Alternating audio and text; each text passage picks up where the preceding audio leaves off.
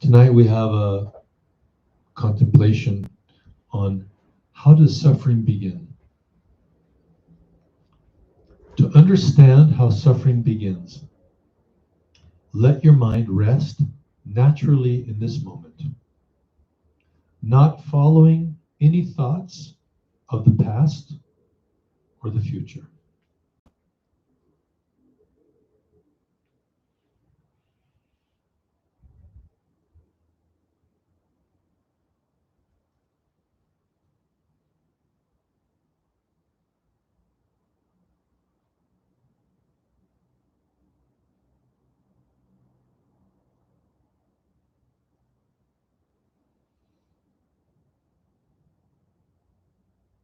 When you let your mind rest in openness, without grasping, there's no confusion and no suffering.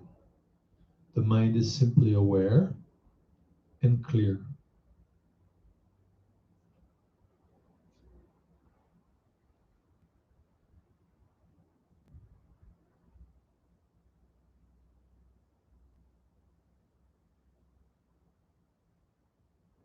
Then you see or hear something, and your awareness immediately turns to that, like an arrow.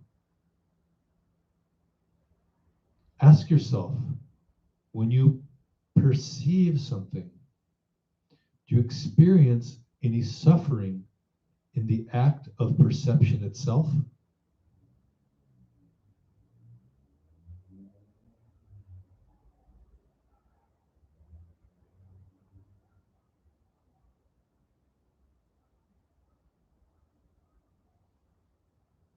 You may notice details, a shape, a color.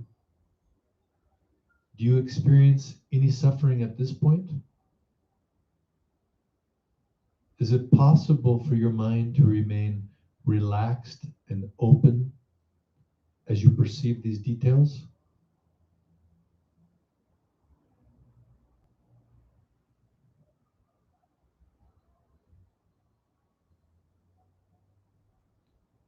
Can you see the difference between perceiving, perception, and immediately assessing, categorizing, or judging?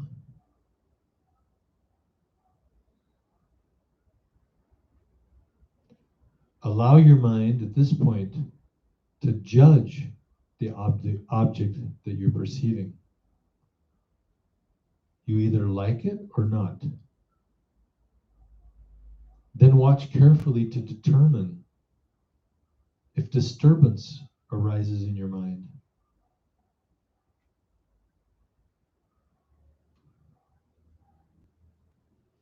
Does the act of liking the object lead to attachment? Do you think, I need that, I want it to continue, if I don't get it, I'll suffer?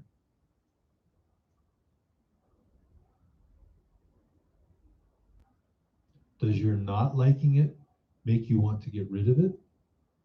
And if you can't, will you suffer?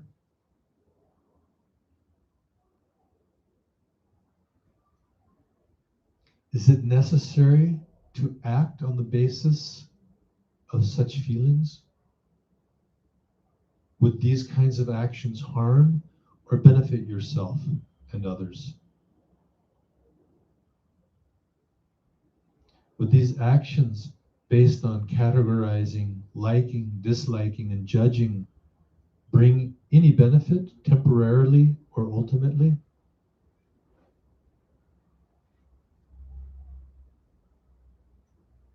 Observe this sequence of events in your mind, leading from a peaceful state of resting to the harmless state of perception, then judgment, and the arising of emotional poisons.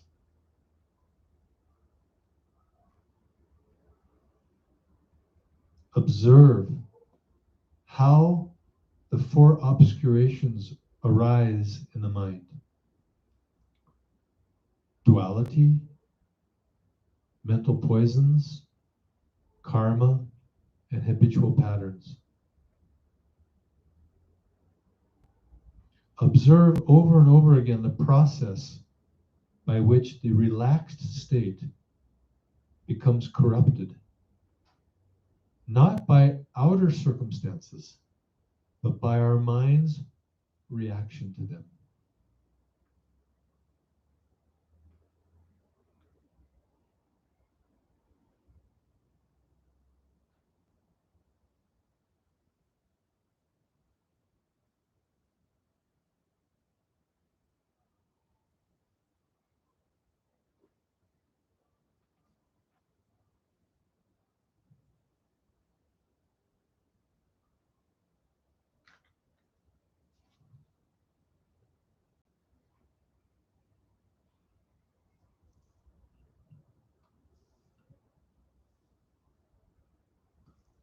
Sometimes people ask, how did suffering begin? When did suffering begin?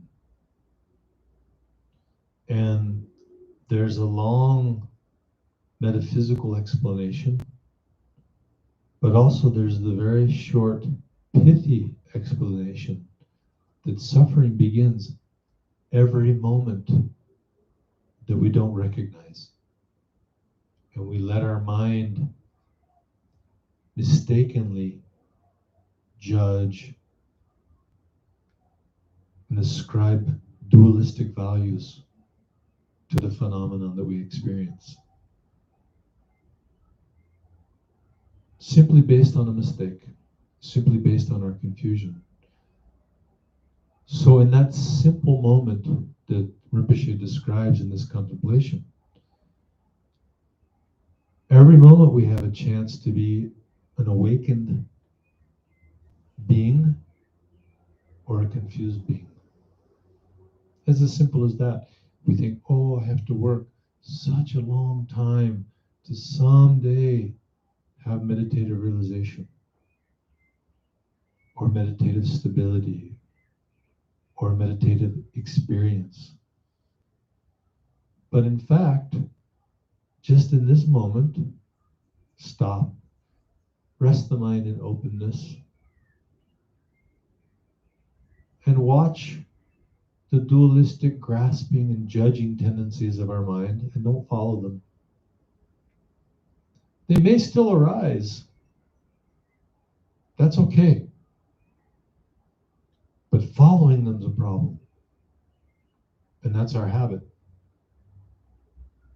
And eventually, by not giving them daylight, not giving them energy, not giving them air, they wither up and fall away. So that we just have longer and longer moments in the state of open awareness. And at some point we just feel like that whole game of judging and liking and disliking was so tiring. It's just exhausting.